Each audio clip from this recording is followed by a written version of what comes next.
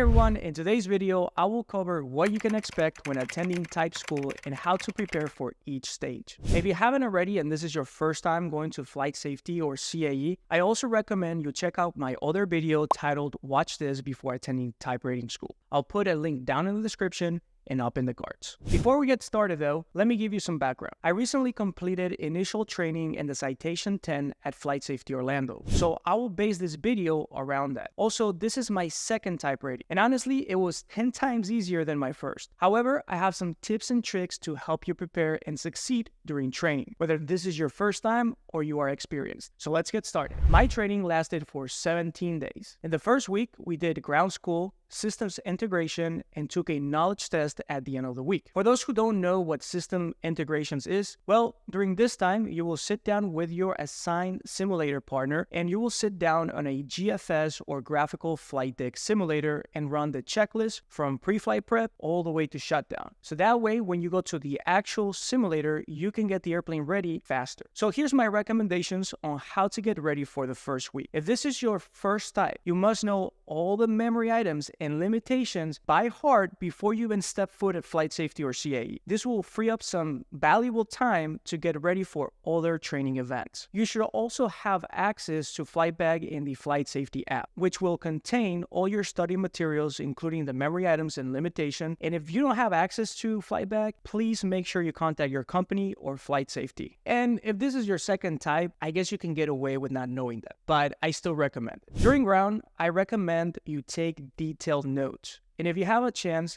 take your instrument panel poster and start writing down what each button does. It is very common for examiners to point at this poster and ask what each button does. So this technique will help you when you are studying. Once you get to the hotel, review the memory items and limitations. Go over your notes, and if you don't understand something, dig deeper into the systems by using your pilot training manual. Also, during this time, start looking at your normal procedures checklist, callouts, and also go over the expanded checklist associated with a normal procedures checklist. Every aircraft is different, but for example, in the Citation 10, in the normal procedures checklist, there's an item called warning system/check. And it has an asterisk indicating there's an expanded checklist associated with it. So what you want to do is go over the expanded checklist so you know what it is that you're checking when you test the aircraft's warning system. This will get you ready for when you do systems integrations. And I can't emphasize hard enough how important it is to know all your callouts and how to navigate the checklist before starting sim. Trust me on this, you will be behind if you show up to your first sim session without knowing them.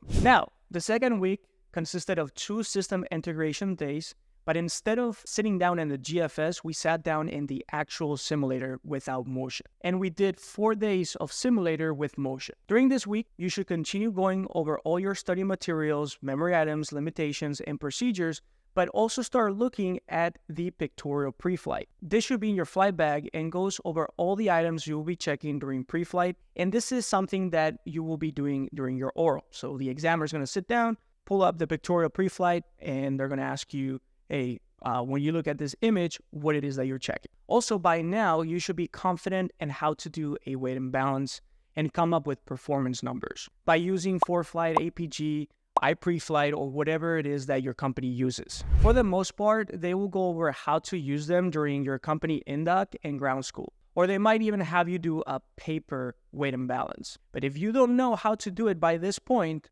I'm telling you, you should get help because this is something that you will be also doing during your oral. If you're getting your ATP, I would also start studying the topics that you missed during your written test and use a guide such as the ASA's ATP Oral Exam Guide. Now, the last week, we did 3 sim sessions with a day off before the check ride. Now, let's go over the check ride, because I know a lot of you want to know what exactly it is that you do in the check ride. And here's what you can expect. During the oral, the examiner will ask you questions about each and every single system. Some may ask you direct or scenario-based questions. This is why it's so important to understand the systems instead of relying on rote memorization. They will also ask you about the memory items and limitations and go over the pictorial pre-flight, as I mentioned before. Usually, right at the end of the oral, you'll be handed a worksheet to perform a weight and balance. During the practical portion of the check ride, you will start the airplane and you'll most likely have some faults, whether that is during a systems test or startup. Depending on your company's op specs, you will do a low-bis taxi,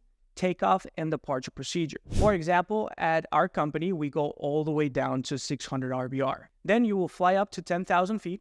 It could be at different altitude, but this is where we did all the maneuvers, including steep turns, stalls, dirty and clean, and unusual attitudes. Then you will most likely do a localizer 2-7 approach, circle to land 1-8 right at Memphis. Reposition the aircraft to a different runway, and then do a rejected takeoff and V1 cut. Most likely, the first engine failure you get, you will be able to restart it. And then you will do a precision approach to minimums, but you won't see the airport, and you will execute a go-around. And during the missed approach, you will lose an engine. You will then enter a hold and realize that you can restart the engine, and you will come back to the airport with one engine and you will land it. You will also get an instrument failure, whether that is the PFD or ADC, depends on the examiner, and also a flaps fault, so you have to land the airplane with no flaps. Now, every check ride is different, but from all the type ratings I've done and all the recurrents I attended,